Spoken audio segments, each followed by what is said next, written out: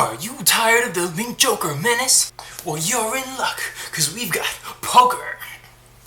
Welcome to Vanguard Central Academy. Today I wanted to talk about Pokkur in the first Tech to Rec video. Pokkur is a very interesting card in my opinion. He has a lot of uses. Well, he obviously counters Link Joker. So for those of you that don't know, his skill is Soul Blast 1. If you have a face-up Cray Elemental in your Vanguard, or in your G-Zone, you can unlock a card. And he counts for all nations, so you can go ahead and play him in any deck you want because he's a Cray Elemental.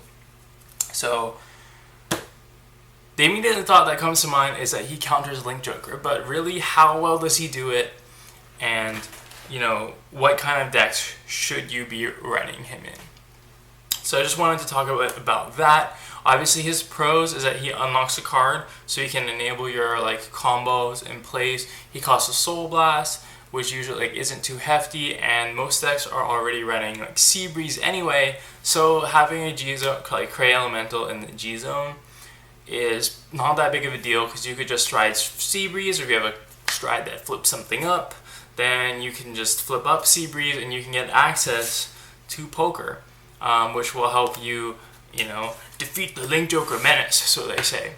But I think that's all like fine in theory, but in practicality he ends up not being as useful as you might think against Link Joker. And why is that? So more like tech to not wreck, I guess. But there's a few situations where he's really good, so in that case he is the tech to wreck. But one issue with Pokkur is that he only is unlocking for one turn.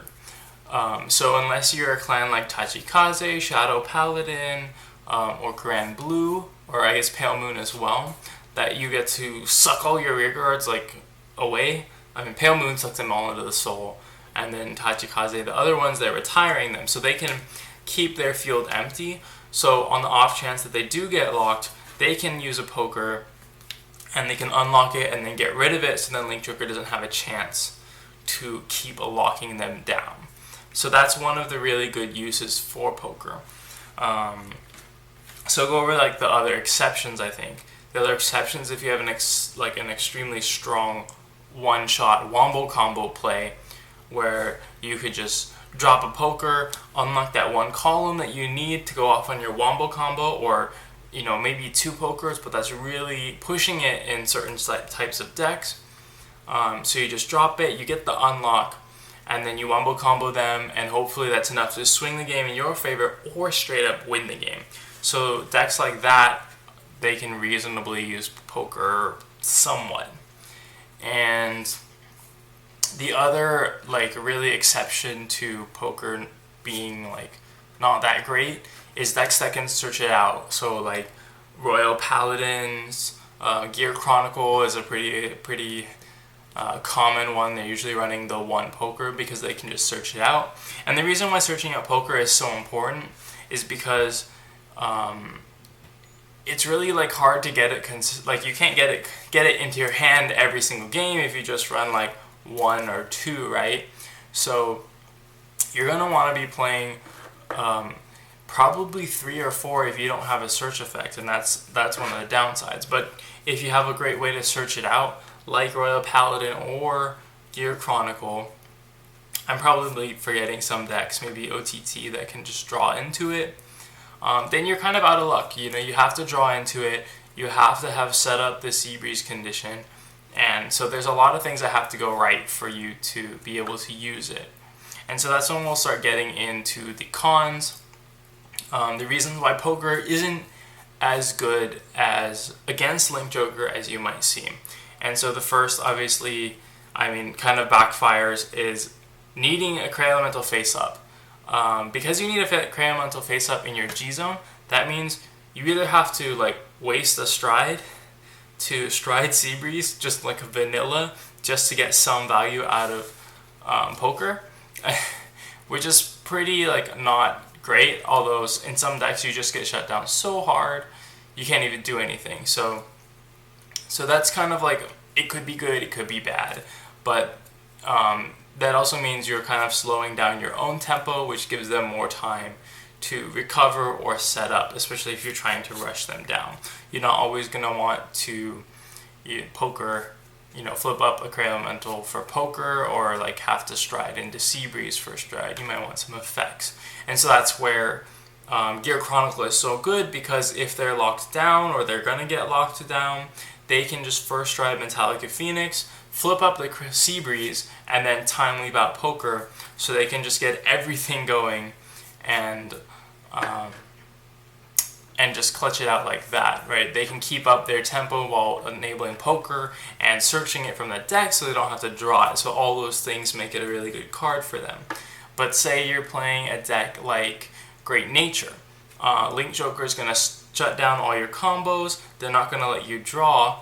And so then you're just waiting to sitting on and just trying to draw Poker through normal game mechanics, just the 1 draw and 3 drive checks from stride, and that's not very good. So in that case, you're going to be wanting to play 3 to 4 Pokers. And so that's the one of the other downsides. You need to play a lot of them if you don't have an effect that just grabs it from the deck. You don't have a tutor effect. You don't have a twin sword or something like that.